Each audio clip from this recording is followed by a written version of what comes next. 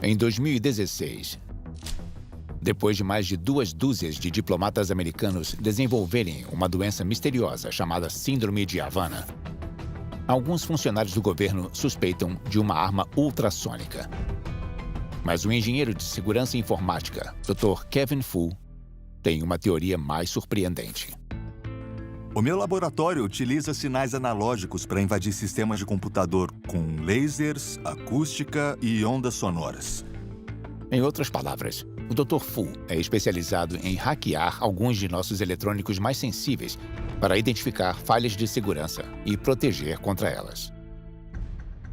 Um dos exemplos é a criação de um transmissor de rádio caseiro para induzir ritmos cardíacos fatais em um desfibrilador. Também usamos ponteiros laser a centenas de metros para assumir a assistência controlada por voz. E transformamos discos rígidos em dispositivos de escuta através de alguns mecanismos que ficam no interior deles. Então, quando o Dr. Fu ouviu sobre a Síndrome de Havana, ele pensou: epa, isso aqui soa exatamente como um fenômeno que eu já vi antes. O meu trabalho é eliminar falhas em eletrônicos. E talvez seja isso, uma falha. O Dr. Fu acreditava que as condições da Síndrome de Havana poderiam ter ocorrido sem qualquer arma secreta enorme. Essa teoria afirmava que tudo poderia ter sido causado por algo que já estava dentro da embaixada, no aposento dos funcionários. De acordo com Fu, há uma boa chance de as autoridades americanas atingidas estarem sob vigilância enquanto estavam em Cuba. Um detalhe que ele acha ser a chave para resolver esse quebra-cabeça. Eu acreditava que algum tipo de acidente não intencional com dispositivos de escuta defeituosos poderia ter causado as sensações que as testemunhas relataram. Quando Fidel Castro chega ao poder em 1959, os diplomatas americanos não são bem-vindos em Havana por quase 20 anos. Em 1977, os Estados Unidos retomou uma relação diplomática limitada para trabalhar com Cuba em áreas de interesse mútuo. A partir de então, os cubanos passaram a manter uma vigilância muito atenta sobre qualquer diplomata americano no seu país. Sendo funcionário do Departamento de Estado, você voltava para casa e poderia ver a televisão ligada ou a janela aberta.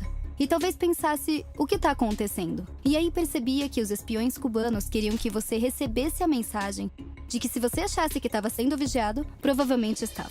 Era quase como um jogo, às vezes. Houve relatos de coisas como um agente secreto da CIA encontrando seus pneus furados ou o animal de estimação da família envenenado. Eventualmente, em 2015, uma embaixada americana reabre em Cuba. Um ano depois, são notificados os primeiros casos de Síndrome de Havana. Esta é uma das razões pelas quais a teoria das armas sonoras nunca fez sentido. Por que o governo cubano começaria um ataque contra as autoridades americanas no momento em que eles retomaram as relações diplomáticas?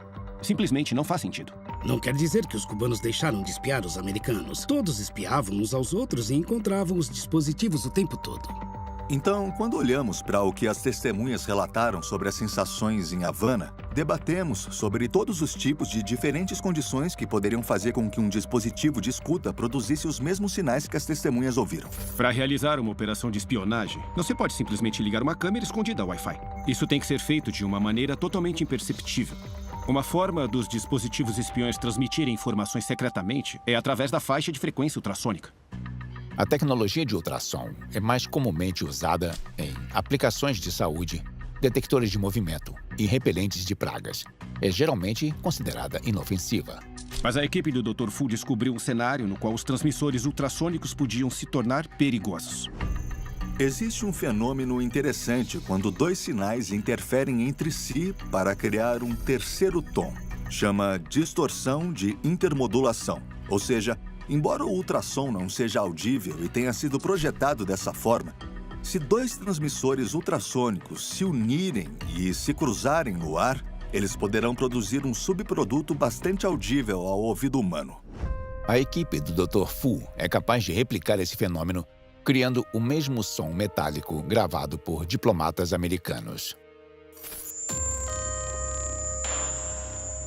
Quando ouvimos as gravações dos incidentes e o som das nossas experiências no laboratório, descobrimos que os dois sinais eram basicamente idênticos. Mas esses sons poderiam realmente deixar as pessoas doentes? Segundo o Dr. Fu, é possível.